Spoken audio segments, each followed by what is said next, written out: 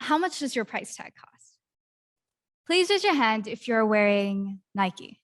It's the brand with the swoosh, just in case you didn't know. Prices range from around $40 for a t-shirt and can go up to over $100 for a pair of shoes. Raise your hand if you're wearing Zara. Zara's prices are a little harder to pinpoint. A top can cost as low as $7 and raise to several hundred. Last one. Please raise your hand if you're wearing Gap.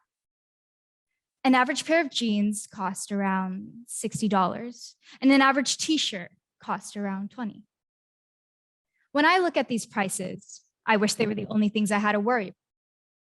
Whether it is justifiable to spend $7 on a top or $100 on a pair of shoes. Unfortunately, companies don't just charge us for the ticket price, but also the price of exploiting garment workers in third world countries, enforcing child labor, being one of the world's worst polluters, and manipulating consumers. All of it behind a price tag, a brand, a name, or a corporation. Over the past decade, there has been a drastic increase in fast fashion. And with that, the exploitation of garment workers run deep. Unlike our usual 9-to-5 work shifts, they work 9 a.m. to 2 a.m. shifts, 14 hours or longer in buildings with no windows, no ventilation, and barely getting any break, just to meet corporate deadlines. These conditions have caused medical problems. Majority of the workers suffer from vitamin D deficiency, and many of the women have stopped having their periods due to the malnutrition of their body. How is Nike's price tag looking now? Still $40 for that t-shirt? Also, there have been multiple incidents of factories collapsing, resulting in the death of many workers. One of the most notable one occurred in 2013. The building was already in critical condition, and many workers had spoken out about the cracked walls and the unsafe building, but the concerns were ignored, and they were told to return back to work or else their pay would be withheld. 1,138 people died. 2,500 were injured, considered the world's worst garment factory incident. Even after protests and outroar over this, companies only put on superficial acts and carried on with their usual business after the news. How is Zara's price tag looking now? Because it doesn't just end there. Companies enjoy recruiting little fingers. 170 million children are engaging in child labor, majority of them being in the textile and garment industry. That is what the International Labor Organization estimates, 170 million. The convenience of children is hard for companies to resist. No voice, no opinion, and barely any resistance. Companies can do whatever they want. And if they don't, well, there's almost no regulations on what they can't do. The chemicals, abuse, and harmful environment leave these children with physiological, psychological, and neurological trauma for the rest of their lives. All because sewing buttons, sequins, and other tasks are easier for a child's hands. Hence the name, Little Fingers. In India, recruiters will use the Sumangli scheme to trick parents into giving up their children. They'll go to the poorest rural community with fake promises of well-paid jobs, housing accommodations, and educational opportunities. But in reality, less than 35% of them ever see a cent. This practice was made illegal in 1961, but it's still being used today, 60 years later. Now, I don't know about you, but Gap's prices are starting to look a whole lot more expensive to me. But wait, it gets worse. Fast fashion emits 10% of the world's carbon emissions, more than maritime shipping and international flights combined, making it the second largest polluting industry. They're sucking up water sources, while dumping microplastics into the ocean, approximately 50 billion water bottles worth. These very, very, very tiny pieces of plastic, called microplastics, come from clothing made of a petroleum derivative, such as nylon, polyester, or acrylic. They range from 5 millimeters to 10 nanometers in size, and the human eye can barely even see them. They enter our water sources, are ingested by wildlife, and ultimately end up in us. On a weekly basis, we are eating a credit card's worth of plastic. A credit card. Even more concerning, recent studies have shown microplastics found in fetuses, human fetuses, which could potentially affect baby development and health. I feel bad. I feel guilty. Now I analyze every item I want to purchase because I know the additional price tags. That super, super cute dress in the window is not so cute anymore. Me buying it will only, I don't know, strengthen the exploitation of garment workers and add 1% of pollution into the atmosphere. That was sarcasm. But it is even harder to tell nowadays whether an item is sustainable or not. Many companies will market their products as sustainable or ethically made, and it's not actually true. It's known as greenwashing. We're all being tricked, manipulated, and deceived by major corporations laughing at us behind our backs. For example, in 2019, Nike launched a sustainability campaign, Move to Zero, riding off the recent Climate Week and youth-led global climate strike. But with this, there were no actual concrete goals or targets made by Nike to show their efforts to move towards sustainability.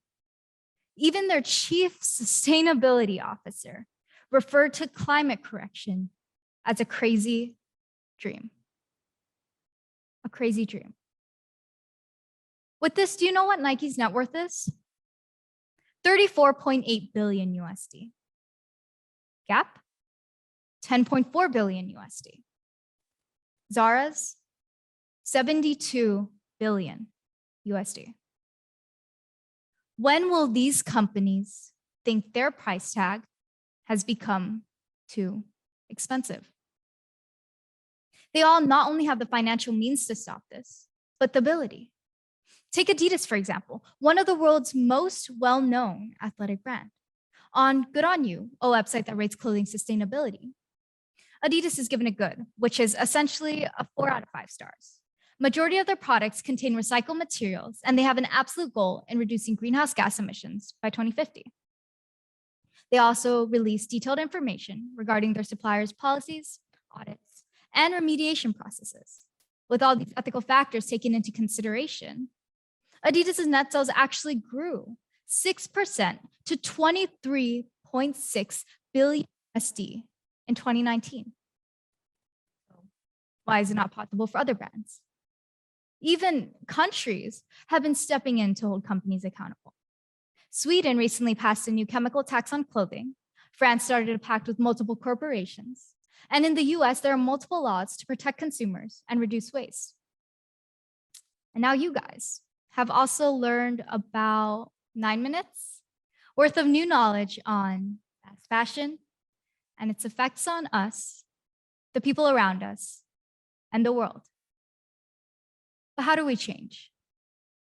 Growing up in this day and age, it's a natural occurrence for us to want to shop at Zara, Gap, Nike, because the marketing team did their job. They successfully manipulated us, even from a young age.